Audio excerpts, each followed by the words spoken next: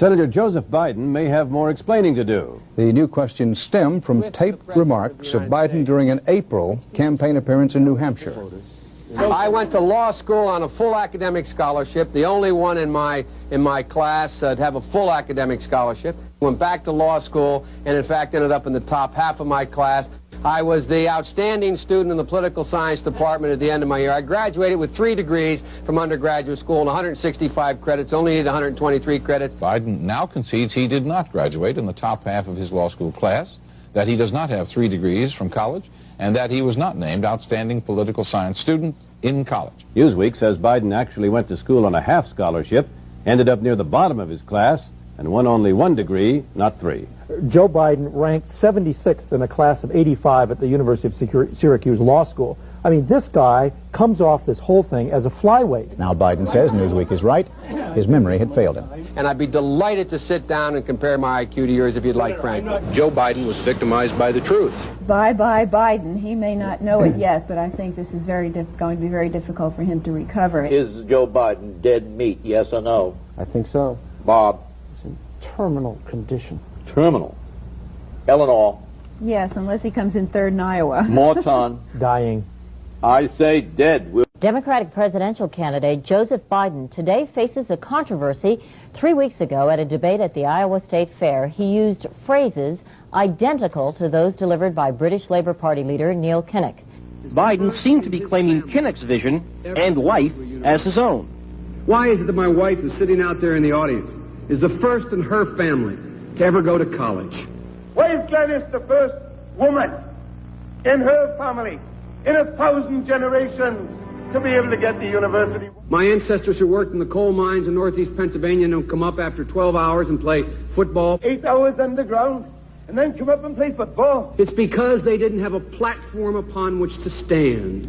There was no platform upon which they could stand. The notion that every thought or notion or idea you'd have to go back and find and attribute to someone, I think is, quite frankly, ludicrous. The problem here is that Senator Biden told his audience he'd just been thinking about these things, and he failed to give any credit at all to his famous British speechwriter. You know, I was thinking on the way over here. Now, that's a little too much, because, as you point out, what's behind the words? What's there? And a lot of people, the rap on Biden has always been that it's just a surface. I should have said, to paraphrase Neil Kinnock, it's the only time I didn't, and all the times I've ever used it. But CBS News found a tape of a second instance. It reappeared in the New York Times with a new charge, that Biden had appropriated a famous litany from the late Robert Kennedy about what the gross national product cannot measure. It cannot measure the health of our children, The health of our children, the quality of our education, the quality of their education, the joy of their play, or the joy of their play.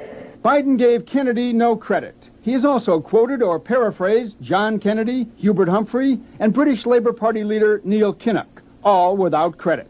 Joseph Biden admitted today that he committed plagiarism when he was in law school. He said it was a mistake, but that it was unintentional. He quoted 5 pages of someone else's work without proper citation. I've done some dumb things, and I'll do dumb things again. He was given an F. So, ladies and gentlemen, I've been dumb. To the political community in Washington, it all seems of a piece. Plagiarism at law school, plagiarism on the stump. The great communicator. Strike that. The great imitator. You don't steal verbatim, or when you do, as he did 99% of the time, you give credit. Biden's critics say he sells himself as a man whose words and visions can inspire a new generation in politics. But if the thoughts, phrases, and visions really belong to others, it's a form of false advertising. Is it a wise idea, though, to take something that personal, anyway, from another politician and try and appropriate it to your own campaign? I think it was a stupid thing to appropriate material that was really very personal, that was someone else's. Most people didn't know who he was, you know, Joe Biden, and now they're going to say, oh yeah, he's the guy who plagiarized. That's a lot of people. Politically, that's devastating. These clips are devastating. He looks like a Joe Biden wind-up doll with somebody else's words coming out. If they're going to do things that are stupid as well as immoral, then they're probably too dumb to have the job of president. Voters are going to have to decide whether he was dishonest or dumb.